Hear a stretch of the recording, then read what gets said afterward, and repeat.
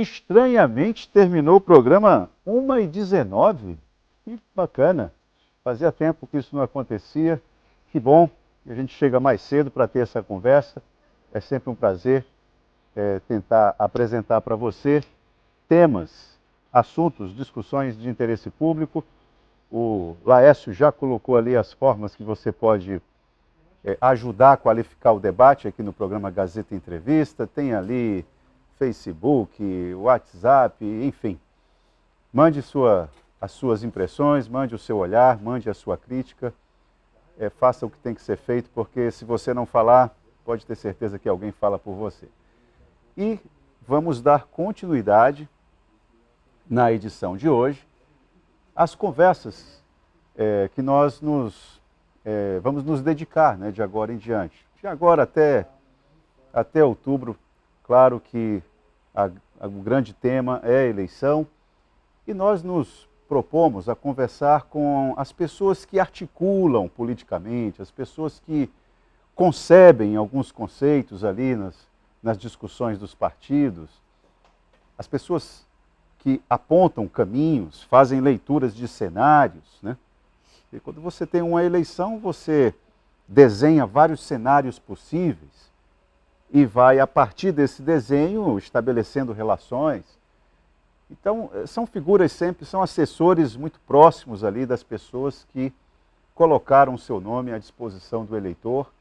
Ontem nós conversamos com o professor Coelho, que é assessor direto do senador Sérgio Petecão, né, que vai disputar a candidatura ao governo do estado do Acre. E hoje nós vamos conversar com Manuel Lima, ele que é presidente do Diretório Estadual do Partido dos Trabalhadores e representa aqui a chapa que é liderada pelo ex-governador Jorge Viana, que tenta voltar ao Palácio Rio Branco. Manuel, boa tarde, seja bem-vindo aqui ao Gazeta Entrevista. Prazer recebê-lo aqui. Boa tarde, Tahan. Boa tarde a todos os telespectadores do Gazeta Entrevista. É uma satisfação e também muito grato pela oportunidade. Manuel, a última vez que o Jorge Viana esteve aqui, sentado nessa cadeira que você está, eu falei para ele que ele não era bom de política, não. Ele era bom de matemática. Ele entendeu a ironia imediatamente e falou que não. Naquela ocasião, ele defendia a posição dele de pré-candidato ao Senado e fez essa defesa. O que mudou? Então, na verdade, todas as discussões que foram feitas a nível nacional e a nível estadual, todas tinham o mesmo rumo para que o nosso maior líder do estado do Acre, na política hoje de esquerda, Jorge Viana, fosse o nosso pré-candidato ao Senado. Senado? Ao Senado. Eu lembro, inclusive, que eu falei numa entrevista com você aqui, olha, nós acabamos de ter a convenção do Partido dos Trabalhadores e a resolução do Partido dos Trabalhadores acaba de aprovar o Jorge Viana como nosso candidato majoritário e que naquele momento a gente estava indicando ele como candidato ao Senado da República. Assim como várias conversas foram feitas com o presidente Lula dizendo da necessidade de ter o Jorge Viana como Senado para ajudar a consertar o nosso país, que encontra em situação muito complicada, muito difícil, nesse momento, falando politicamente e socialmente. E economicamente. Então, isso foi dois pedidos muito fortes para o Jorge Viana, do seu partido e do presidente Lula. O que ele respondeu para o presidente Lula, o que ele respondeu para o nosso partido? Eu vou ouvir o povo. Eu preciso ouvir o povo. Em toda casa que o Jorge Viana entrou, as pessoas diziam, eu vou votar no senhor porque o senhor foi um bom governador. Eu lembro quando o senhor foi governador. E falava, inclusive, de ações importantes desenvolvidas pelo nosso governador Jorge Viana, quando ele foi governador. Agora, o senhor vai ser senador da República. Mas quem é que vai cuidar da gente? Isso era um pedido muito forte.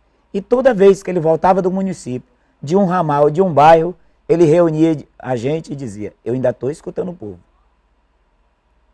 E mesmo o presidente Lula fazendo esse pedido, pela gratidão que o Acre tem com o presidente Lula, veio nesse estado, visitou os acreanos, viu a nossa situação, tirou um monte de gente da lamparina, ajudou um monte de gente nas moradias sobre Minha Casa Minha Vida, ajudou a gente ter um acesso daqui para o Vale do Juruá, mas mesmo assim, quem falou mais forte nesse momento foi a vontade do povo. E é tanto que ele queria ouvir que ele decidiu que era candidato ao governo nos últimos 45 minutos. Bom, uma outra dúvida que eu preciso tirar é o seguinte. Isso você, portanto, quando fala que foi uma decisão definida na sexta-feira, praticamente, que vocês ficaram sabendo, pergunto para você, por que uma chapa puro sangue? Mesmo sendo na sexta-feira, que você está colocando como tenha sido uma sexta-feira surpreendente, não dava para ter teimado numa chapa mais plural, não? Tinha que ser o PT de cabo a rabo? Tá, nós ficamos também todo esse tempo discutindo não só dentro do PT. Nós temos uma federação que hoje eu quero aproveitar esse espaço para agradecer em nome do nosso presidente Eduardo Faria, toda a ajuda que a militância, que os nossos líderes do PCdoB têm dado. Agradecer em nome da nossa presidenta Shirley, toda a ajuda que os militantes e os nossos líderes, dirigentes do PV têm dado.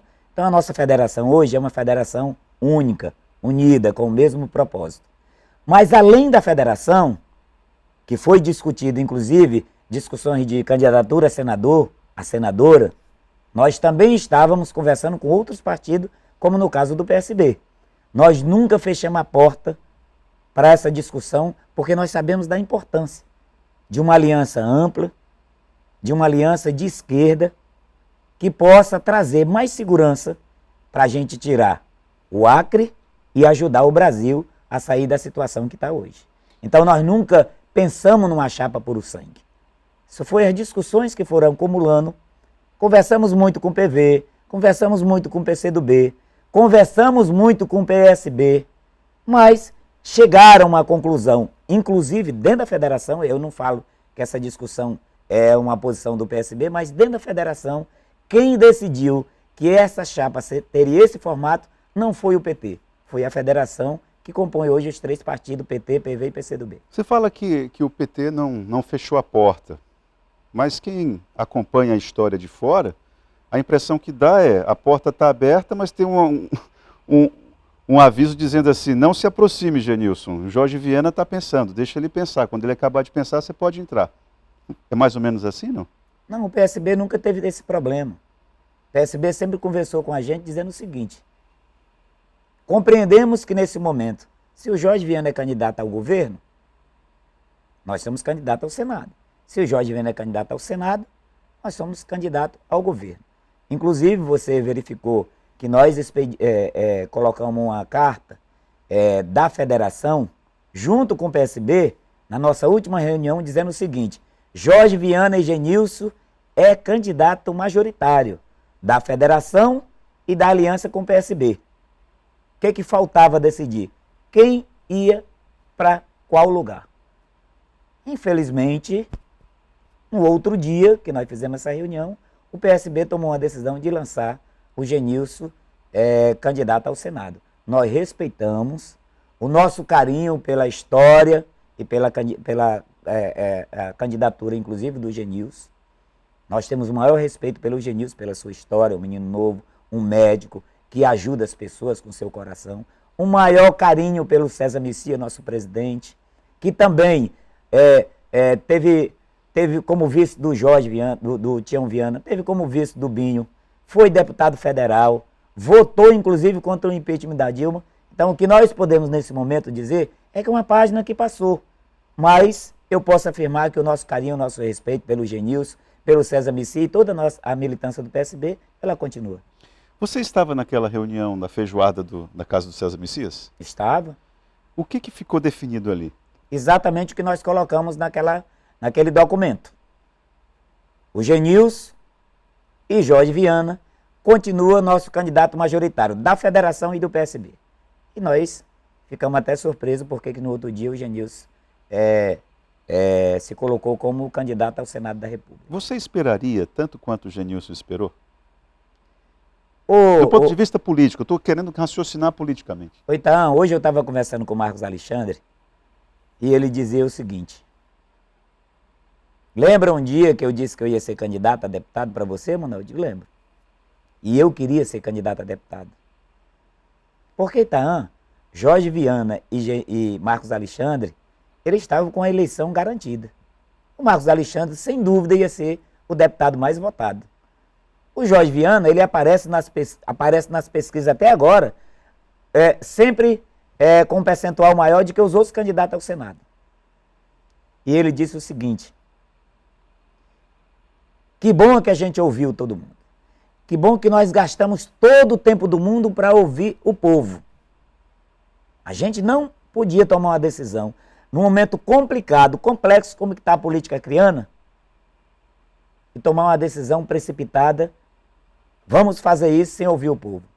Então, se o Jorge Viana e o Marcos Alexandre, que tinham uma candidatura garantida, esperaram os 45 minutos para tomar uma decisão baseada naquilo que o povo pediu para ele na rua, então eu também não tenho dúvida que esperaria até mais. Eu não tenho dúvida que eu esperaria até mais uma decisão, porque a gente vive um momento muito difícil. Tá? Nós estamos num momento onde o que a gente vê é um ato de perseguição neste governo. No governo do Gladson? Você viu agora aquele, como dizia aqui o Cleme, aquele pacote de servidores públicos foram demitidos? E o PT que era perseguidor. Quer dizer, aqueles servidores foram demitidos porque o partido daqueles servidores não concordaram com o governador Gladson, com certeza. E o PT era que é perseguidor. E eu quero garantir uma coisa para você, porque o Jorge Viana diz para a gente todos os dias: eu quero ser governador do estado para governar para os acrianos e não para os partidos. Então, não haverá governância para partido. Haverá governância para o povo acriano. E tem mais uma coisa. O Jorge Viana, um dia desse, em todas as suas peregrinações, ele chegou, inclusive, na Cidade do Povo, e uma das lideranças que estava com ele disse: aquela moça está lhe chamando. E ele foi lá na moça. Ele encontrou uma jovem, negra, com 3 filhos, e os 3 filhos já se agarraram, inclusive, nas pernas dele. Ele se emocionou nesse dia, porque ela é uma jovem, mãe solteira, dentro de um cubículozinho, como a gente chama no popular, que o dono de lá estava pedindo para ela sair, porque ela não pagou R$200, porque a única coisa que ela tinha era R$100, que ela teve que comprar R$40 de comida para os filhos e R$60 para comprar uma botijinha daquelas pequenas. Aí ela disse: eu consegui comer hoje, seu Jorge Viana, mas amanhã eu nem sei como é que eu vou comer e nem sei onde é que eu vou morar, porque o cara pediu para mim sair daqui. Essa é a situação do nosso estado hoje. Você fala que Desemprego, Itaã. Desemprego, falta de opção, um emaranhado de discussões e de disputa. Governador Gladson, Itaã, ele ganhou as eleições com 53%, com todo mundo que está aí. Ganharam toda a bancada de deputado federal, a maioria dos deputados estaduais, presidente da República, senador, governador. Aí, por que tu está falando dessa menina da Cidade do Povo? Porque não foi construída uma casa nesse estado. Não foi construído um posto de saúde. Não foi construído uma escola. Não foi ajudado aqueles que mais precisam. Tá? E aí, para finalizar, eu quero dizer uma coisa para você. Tudo isso é fruto de uma coisa que todo mundo está percebendo. Falta de confiança e unidade. Essa turma toda brigaram, viraram pedaço para todo canto e abandonaram aquela história de que se ganhasse do Marcos Alexandre se ganhasse da Frente Popular, eles iam fazer melhor e mais para todo mundo. Até agora, não fizeram nada. Manuel, você fala que atribuindo uma fala de Jorge Viana, de que ele, caso ganhe, ele não vai governar para os petistas, vai governar para o povo acreano. Bom, isso é o óbvio. Agora, o gesto do PT aponta o contrário, né? Quando ele coloca uma chapa com Jorge Viana, Marcos Alexandre e Nazaré Araújo, eu insisto nisso, porque é uma demonstração do ponto de vista simbólico, inclusive para os partidos. O PT era muito criticado por pequenos partidos quando da experiência ainda de Jorge Viana, Binho, Tião. O PT sempre foi hegemônico dentro desse universo dos partidos de esquerda e fazia valer essa hegemonia. Havia uma reclamação constante dos partidos pequenos. O gesto de vocês demonstra que vai ter mudança de rumo? De qual forma? Tá, como eu coloquei para você aqui, nós ouvimos o Jorge Viana nos 45 minutos do segundo tempo. Mas quando ele chamou a gente para conversar, ele já tinha feito várias conversas com o PV e com o PCdoB. E eu quero repetir para você aqui. A federação tomou uma decisão que para disputar essa eleição para governo do estado, porque a gente não tinha. A gente tinha Jorge Viana, senador, e Marcos Alexandre, candidato a deputada estadual, e Nazaré, candidata a deputada federal. Mas a federação tomou uma decisão.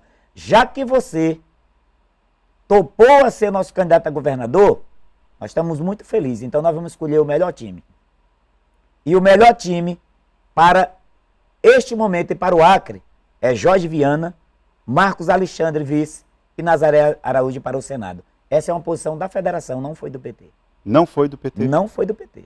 Essa é uma posição da federação, discutida, debatida, batido o martelo e levado para a convenção. A federação tomou a decisão. Se é para disputar o governo, nós temos que disputar com os melhores. Você vai renunciar uma eleição que você vai virar senador daqui a uns dias? Porque as pesquisas dizem isso. O Marcos Alexandre tomou a decisão de renunciar um mandato de deputado estadual garantido. A Nazaré, inclusive, bem posicionada como deputada federal. É claro que neste momento a decisão não era muito fácil pessoalmente de cada um desses. Mas todas as vontades pessoais foram muito pequenas na frente do clamor do nosso povo acreano, nesses mais de 4 meses andando em todas as bibocas da vida, como diz lá no popular. Aí não tem quem aguente.